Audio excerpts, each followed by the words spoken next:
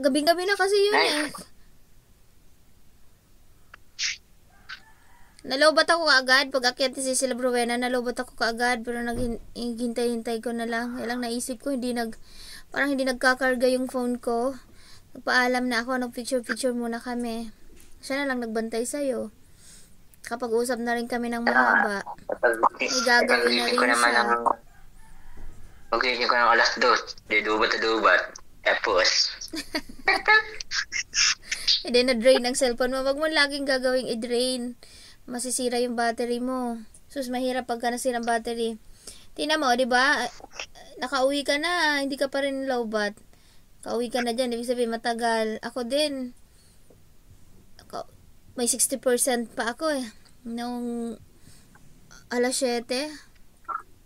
Ilang oras yung kabibidyo natin. Alas 3 tayo umalis dito. Alas 3 tayo umalis. Alas 4, alas 5, alas 6, alas 7. O 4 na oras ng kabibidyo.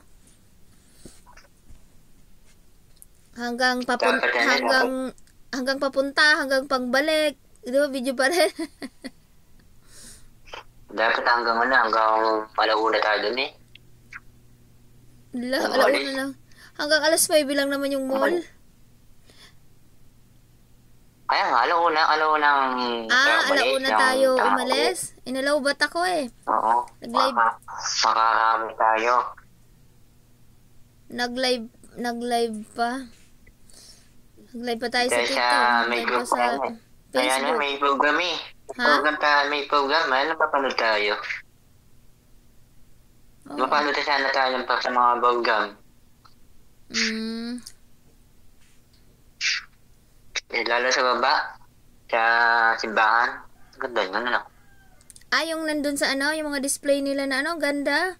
Pinakita ko kasi sila Mary Ann. Kausap kami si sila Mary Ann. Pinakita ko yung mga video, nag-share screen ako. Pinakita ko sa kanya yung mga display nila, yung mga santo-santo, ang gaganda ng damit. Sabi niya, hindi kayo bumaba. Sabi ko, hindi, pagod na eh. Doon sa ilalim yun eh. Nasa ground yun eh. Layang naman. Kasi pwede mong lapitan kasi yun. Pagka nilapitan mo, pwede mo yung video isa-isa. Kasi display nila yun eh. Oo, magkabang. Plano ka sana magdasal. Hindi sana bumaba. Pwede ka namang nagdasal kahit andun ka sa taas. Kita mo naman eh. Pag maganda sa baba, kita. Sa bagay. Pero hindi naman mga display. Mga display lang nila yun. Mga binibenta kasi yun. Alam ko. Malay mo. Hindi ko sa dahil kayo napunta ka sa akin. Pwede din.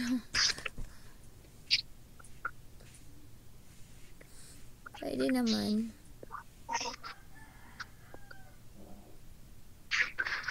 Bala, di ba nakakapagod? 4 na oras ng tuloy-tuloy. Picture, video.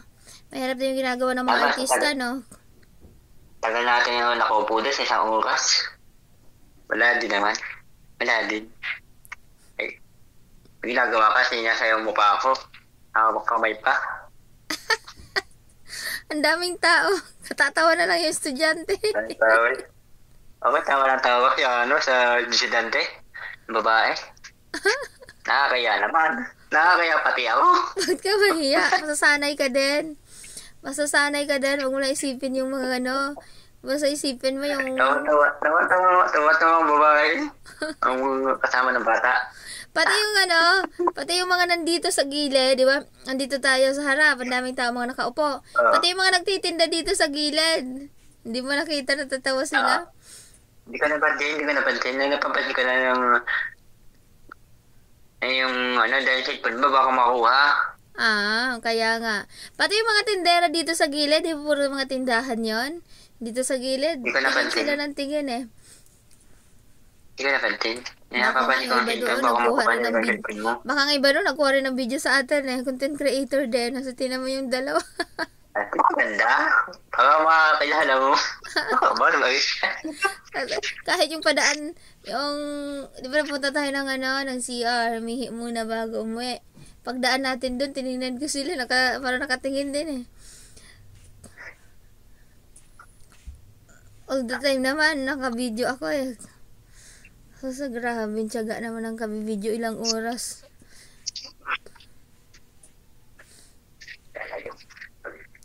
Ang ganda na sana eh, parang hindi halatang scripted eh.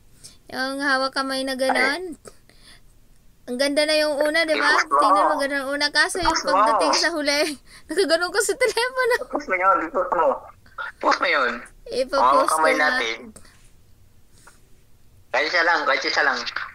Eh, bakit isa lang eh, ipopost ko yung lahat, pero hindi ngayon araw na to lahat. Paunti-unti kasi isa lang naman yung ano eh. Diba? Kilala mo naman si Silos. Kaya huwag mo ilalahat. Kahit isa lang muna. Sinabi ko na sa kanya yon. Eh, kaya nasabihin niya, hindi maaalis yun. Ah, sa bagay. Sa bagay. Isa.